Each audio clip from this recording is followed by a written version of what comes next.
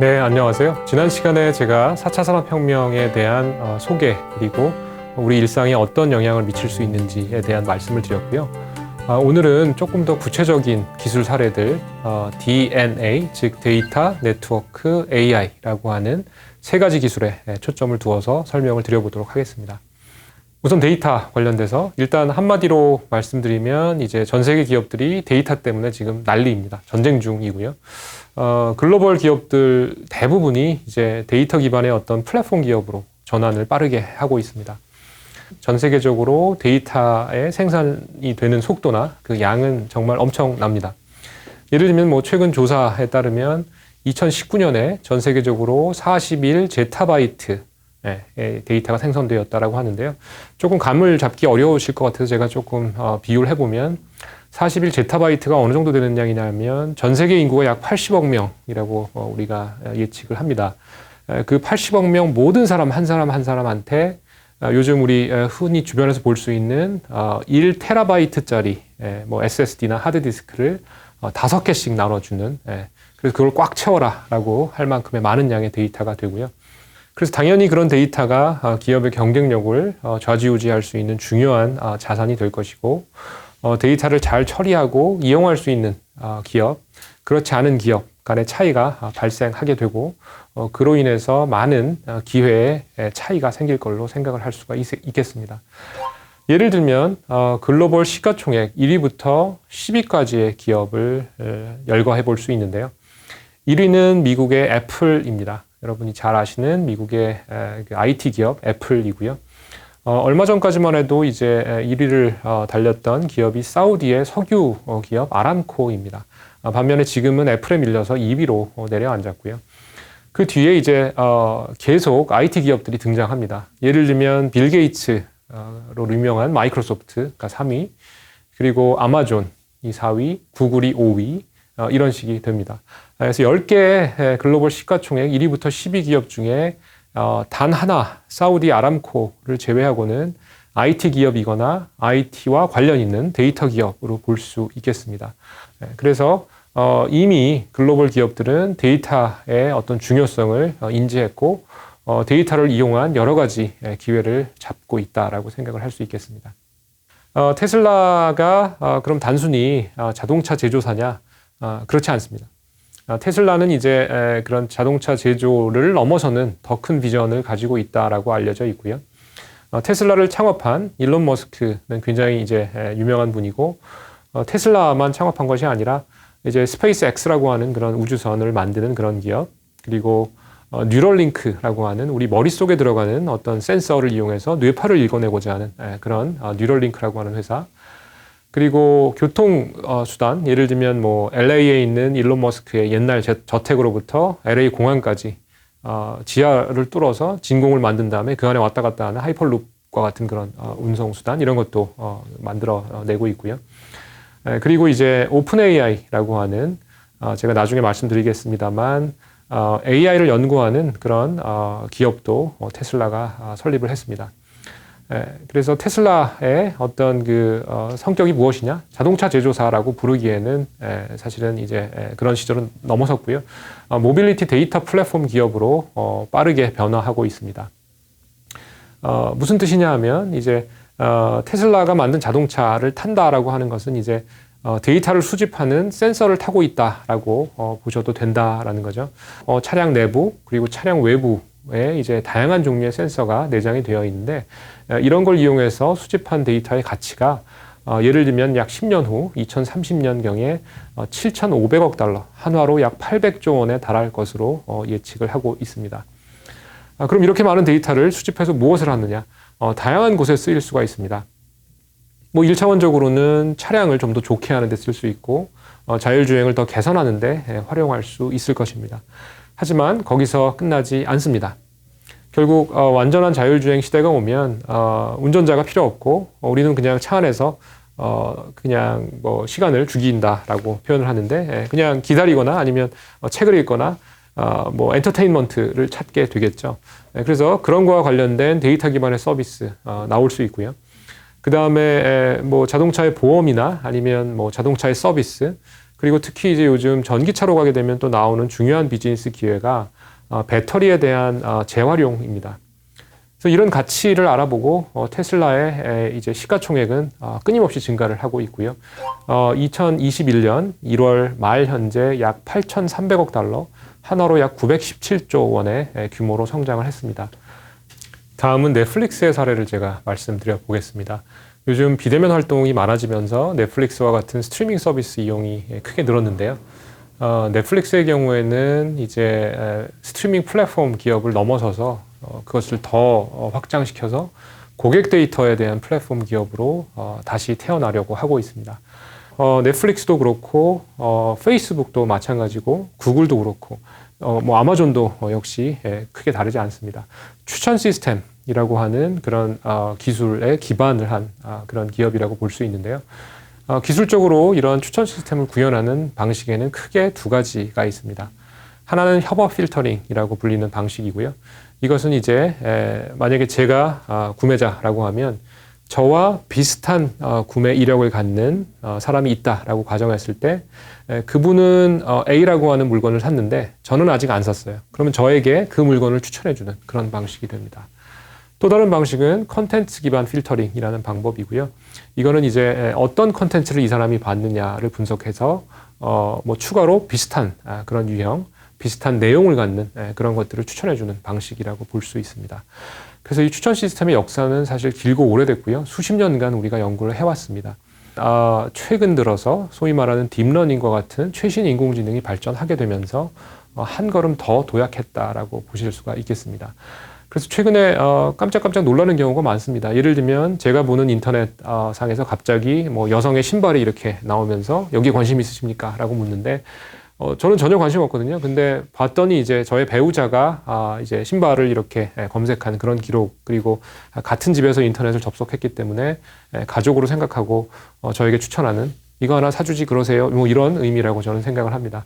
그래서 정말 많은 양의 데이터를 기반으로 해서 놀랄 만큼 성능이 향상이 되었고요. 그런데 이제 이런 서비스가 가능하게 하는 데는 사실은 많은 뭐 법제적인 이슈도 내재가 되어 있습니다.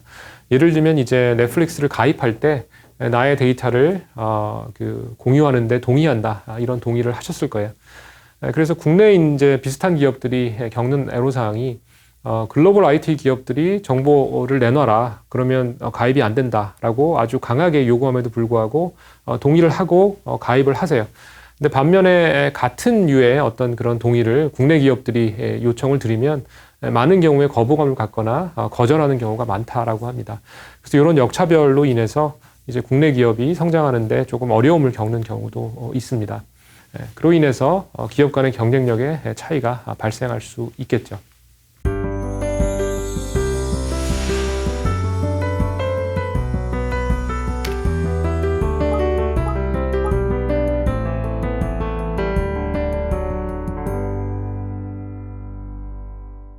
자, 그래서 DNA라고 하는 세 가지 기술적인 꼭지를 제가 사용하고 있고요. 그 중에서 데이터에 대한 말씀을 조금 더 드려보도록 하겠습니다.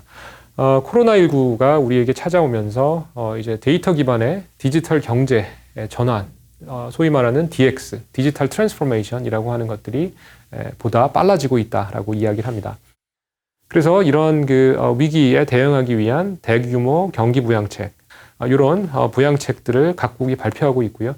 역시 이제 세계 여러 나라들도 디지털 전환이라고 하는 것을 새로운 국가 발전의 기회로 삼기 위해서 다양한 전략을 마련하고 있습니다. 그러면 이제 이런 데이터 기반의 데이터 경제 그리고 디지털 전환을 활성화하기 위한 어떤 노력이 필요한지 한번 진단을 해보도록 하겠습니다. 우리나라의 이제 데이터가 어떤 환경에 놓여 있느냐, 그것을 설명드리기 위해서 데이터 생태계라고 하는 개념을 말씀드리고자 합니다. 데이터 생태계란 무엇이냐 하면 우리가 생물들이 이제 잘 살 수 있는 그런 생태계 다 알고 계실 텐데, 거기에 빗대서 많은 양의 데이터가 아주 쉽고 자유롭고 널리 퍼질 수 있는 그런 환경을 의미하고요. 그로 인해서 여러 가지 산업이 발전될 수 있고 혁신적인 비즈니스 그리고 새로운 서비스들이 나오게 할 수 있는 그런 기반이라고 생각을 하시면 되겠습니다. 전 세계적으로 이런 데이터 생태계가 이제 구축되기 시작을 하는데 한국은 아직은 조금 초기 상태에 머물러 있다라고 진단을 내릴 수가 있습니다. 그래서 데이터 생태계를 구성하는 여러 가지 요소가 있습니다. 예를 들면 데이터를 만들어내는 공급자가 필요하고요. 만들어진 데이터를 유통하고 거래하기 위한 그런 역할도 빼놓을 수 없고요. 수요자 또는 데이터를 활용하기 위한 그런 분야도 매우 중요하다라고 볼 수 있습니다. 그래서 데이터 생태계 구조는 크게 세 가지 요소, 데이터 시장, 그리고 정부나 어떤 법제적인 정책적인 지원, 그리고 전 사업으로 확산될 수 있는 AI와 같은 그런 첨단 기술, 뒷받침 이런 것들이 있어야 되고요.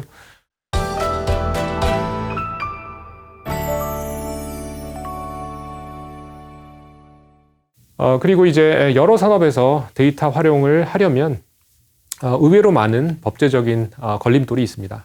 예를 들면 뭐 데이터의 공유를 막고 있는 그런 경우도 있을 수 있고요. 물론 이제 규제라고 하는 것은 이유가 있는 경우가 대부분입니다. 개인 정보를 보호해야 되고 기업의 정보를 보호해야 되기 때문에 생겨난 규제들이 있고요. 반면에 이제 조금 그 개선이 되어야 되는 그런 유형의 규제들도 있고요. 특히 데이터 측면으로 보면 기존에 우리가 시장이라고 하는 곳에서 유통하고 구매하고 공급하던 그런 재화와 비교했을 때 다른 특징을 갖게 됩니다. 하지만 많은 법제들이 기존 재화에 맞추어 주어서 만들어진 규제나 법제들이 있기 때문에 그런 것을 데이터라고 하는 새로운 기회, 새로운 서비스, 새로운 재화에 맞는 형태로 조금 변모되어야 되지 않나 싶습니다.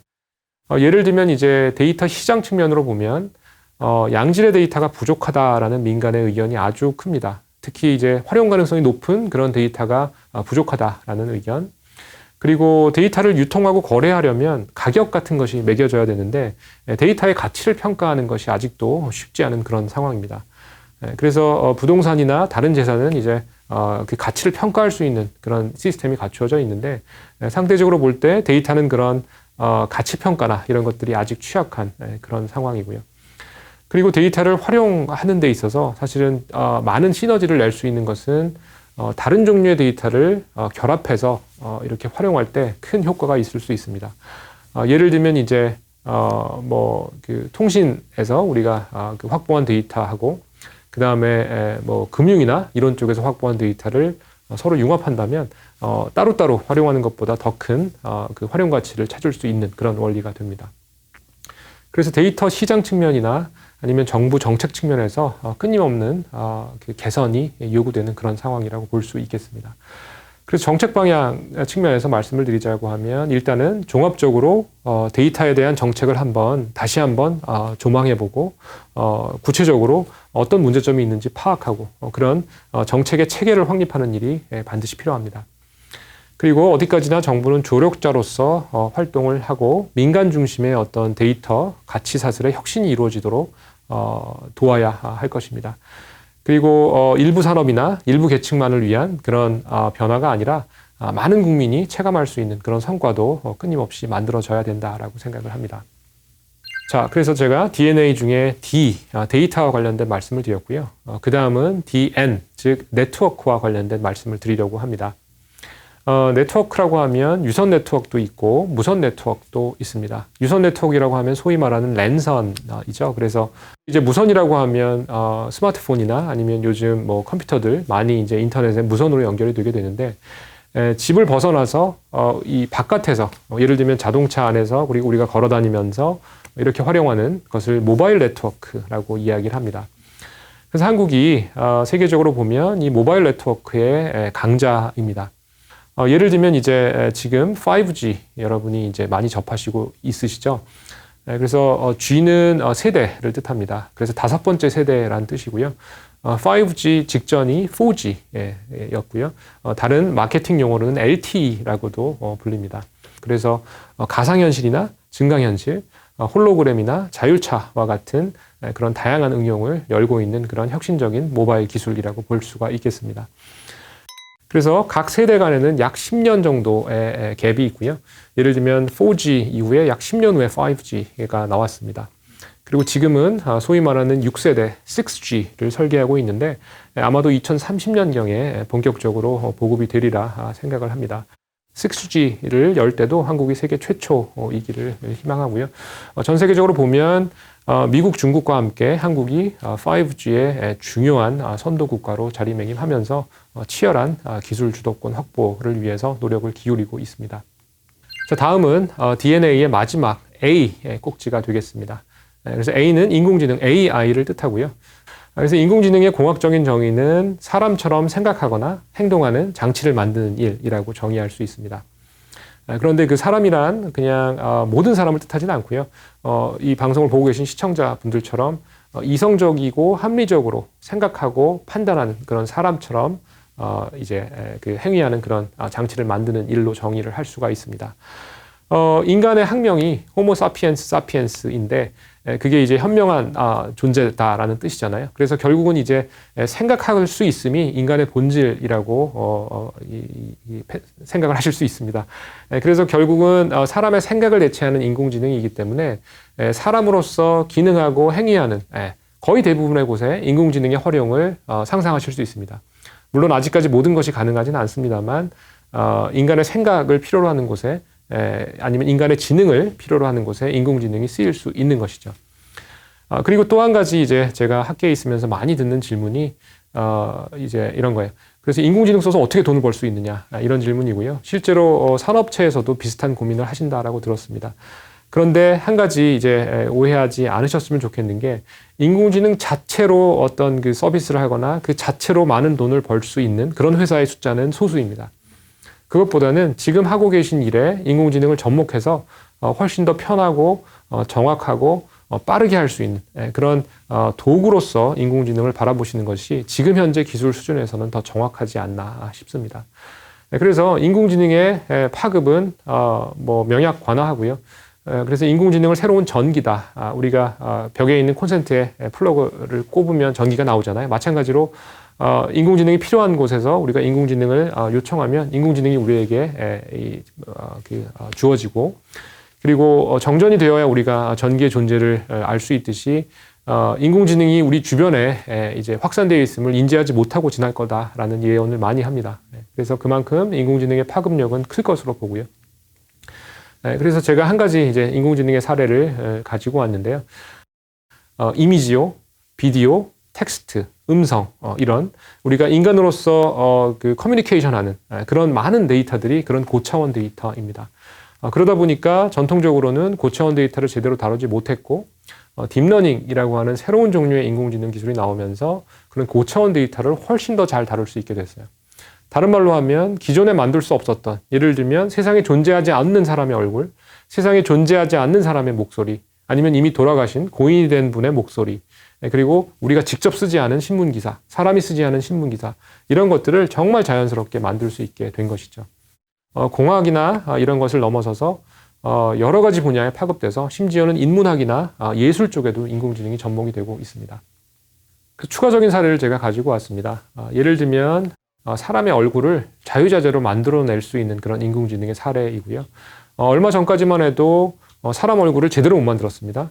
조금 지나서 사람 얼굴을 어느 정도 만들 수 있었는데 우리가 원하는 식의 사람 얼굴은 아니었어요. 그냥 사람 얼굴 같은 사람 얼굴을 만들 수 있게 된 것이고 그런데 최근에 기술적 진보를 거듭하면서 이제는 우리가 조건을 제시할 수 있게 됐습니다. 예를 들면 메뉴판에서 고르듯이 황인 중이고 나이는 40대에서 50대 사이 그리고 머리는 단발이고 안경을 썼고 이런 특징을 제시하면 거기에 맞는 사람을 만들어낼 수 있게 됐다라는 거죠. 최근에도 이제 AI가 만들어낸 그런 앵커를 이용한 뉴스 서비스 이런 것들이 이루어지고 있음을 아실 겁니다.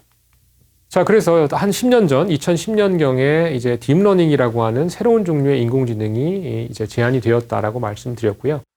그쪽에서 많은 혁신을 이루었는데 그 다음에 나온 혁신이 언어지능 쪽입니다. 그래서 구체적으로는 글을 쓰거나 아니면 사람의 그 발화, 음성을 흉내내는 그런 인공지능이 아주 빠르게 발전을 하고 있고요. 그래서 제가 아까 말씀드렸던 일론 머스크가 세운 테슬라 그리고 오픈 AI 말씀드렸는데 그 오픈 AI라고 하는 기업에서 내놓은 언어 처리 인공지능 모델의 이름이 GPT-3가 되겠습니다. GPT도 있었고요. 그 이후에 GPT-2도 있었고 지금 현재 GPT-3까지 제안이 된 상태고요. 그래서 이 GPT-3는 무엇으로 유명하냐 하면 정말 사람이 쓴 것과 같은 그런 글 그리고 문답을 해보면 사람인지 컴퓨터인지 구별하기 어려운 그런 정교함, 그리고 형이 상학적인 질문에 대한 답, 그리고 심지어는 어느 정도의 거짓말까지 한다라고 알려져 있어서 우리의 등골을 오싹하게 하는 그런 인공지능이 되겠습니다. 최근에 이제 이루다라고 하는 그런 챗봇이 윤리 이슈를 일으켰는데요. 사실은 이제 2016년 3월에 알파고가 서울에 와서 이세돌 구단과 대국을 하고 나서 그 바로 직후에 2016년 3월 그때 이제 마이크로소프트의 챗봇 테이가 정확히 똑같은 그런 이슈를 겪었습니다. 테이를 공개했을 때 일부 악의적인 사용자들이 테이를 나쁜 쪽으로 학습을 시켜서 인종차별적인 발언을 하거나 나치를 옹호하는 발언을 하도록 그렇게 한 사례가 있었습니다. 그래서 그 이후에 이제 인공지능의 윤리나 아니면 보다 강건한 로버스트한 그런 성질을 갖는 AI를 만들기 위한 그런 학문적인 노력이 많이 있었고요. 그런 노력에 비추어 본다라고 하면 이제 이루다로 인해서 촉발된 그런 인공지능 윤리 문제는 조금 아쉬운 면이 있습니다. 충분히 대처할 수 있었고 완벽하진 않더라도 이루다의 문제처럼 그렇게 심각한 문제는 어느 정도 막을 수 있지 않았나 생각을 해보고요. 자, 그래서 다시 GPT-3로 돌아와서 이 GPT-3는 전통적인 기계학습, 인공지능 측면으로 보면 소위 말도 안 되는 그런 그 특징을 갖습니다.